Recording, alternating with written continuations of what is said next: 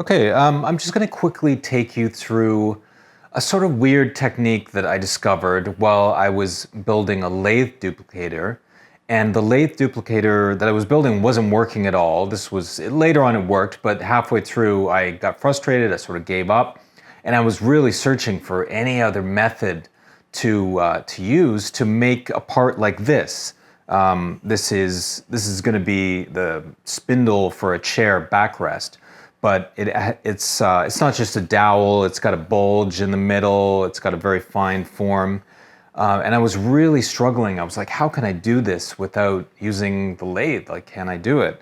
And I actually discovered a method in a way to do it, and I use everything but a lathe. I'm going to take you through that method now. If you don't have a lathe, this could be useful to you.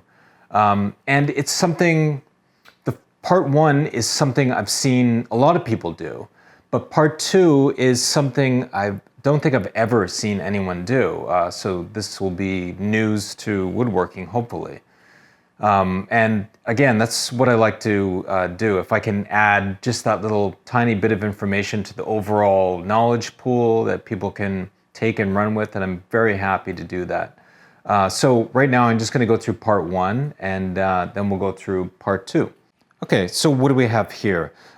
This is a sled, table saw sled, that is typically used to make, you could make a straight dowel, or you could make a tapered round leg.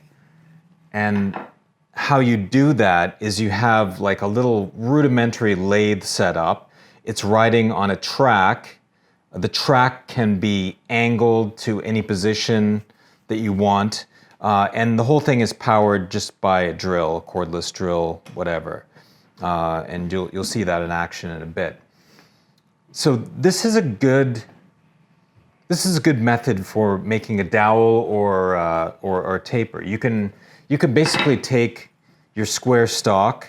It's got like a 1/4-20 mounting point here, and you put it into your little rudimentary lathe, and you use like a sled to effectively drive it through the table saw blade.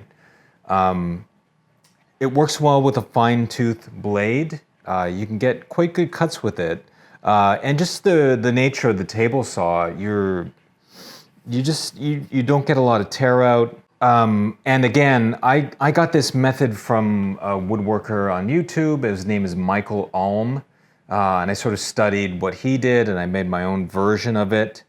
So that's the first thing I did, is just take a piece of square stock and round it over on the table saw. So that's what I'm going to do right now.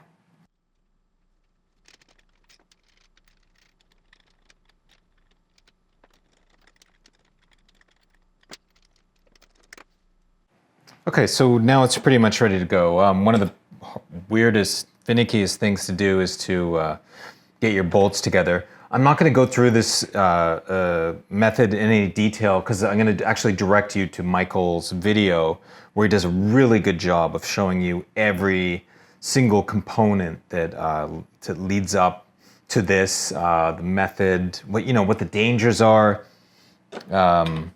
Because you're driving something through a table saw with metal in it, and you want to you're not cutting through the metal, but it's close tolerances, so you gotta be aware of everything that's happening for sure. Let's look at this. Okay, now you can see that it's. So we have a little rudimentary lathe on a sled. It's going to go through the table saw right now, just like this.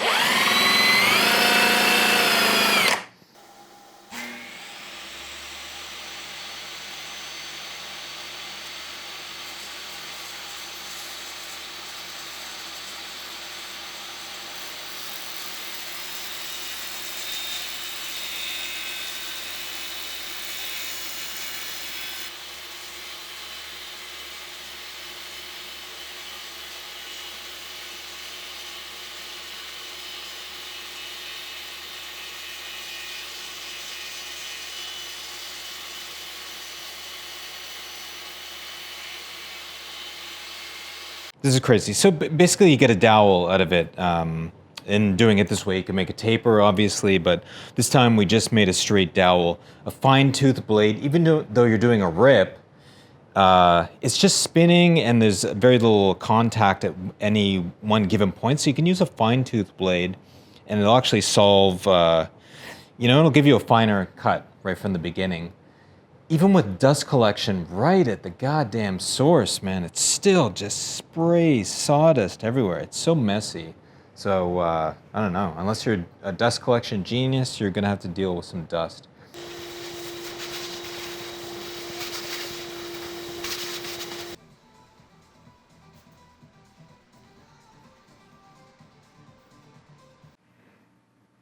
Okay, so now I've brought this over to the router table.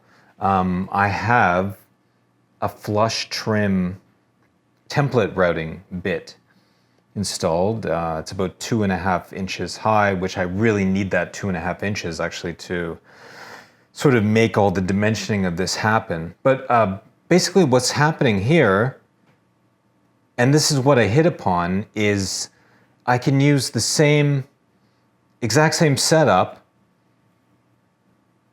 just add a template with the curve that I want, and just roll it through the router. The ball bearing will hit up here on the template, and again, it's powered by the drill, and I can just move this around and achieve the contour that I want. Again, this is it's only for simple shapes. You would never be able to do like coves and stuff like that unless you had some kind of crazy bit. I don't know how that would happen, but for doing something like this, where you're just making sort of a taper and a bulge, yes, it would work very well. And if you have a nice sharp router bit, you can get some very nice results with very little sanding or aftercare. So I'm going to install I'm going to move this forward, this whole assembly forward a little bit, and I'm going to install the template, and then we'll do the routing.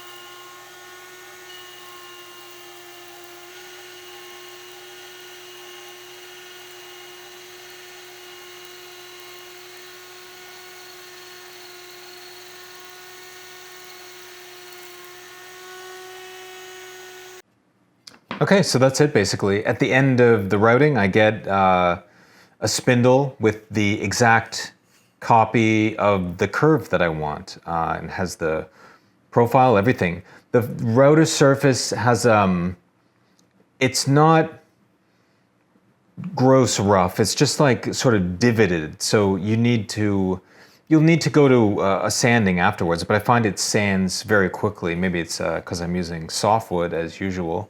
But yeah, it cleans up. It seems to clean up really quickly. I know this is supposed to be no lathe, but I actually just go to the lathe afterwards. I've got an attachment that has a 1/4-20 thread, and then I can just put this part in the end, and I'll do the sanding on the lathe. It's just a lot easier to do the sanding, and then I'll cut the tenons precisely too, because this is going to be the backrest of a chair. So anyway, that's the method. A table saw lathe that you start with the table saw blade, and then you do your final shaping just by using it as a template routing, but still in sort of your rudimentary lathe mode. So yeah, I hope that if it is truly a discovery, I hope that is helpful to someone who perhaps doesn't have a lathe or just looking for a different way to batch out things like this. Okay, thanks for watching.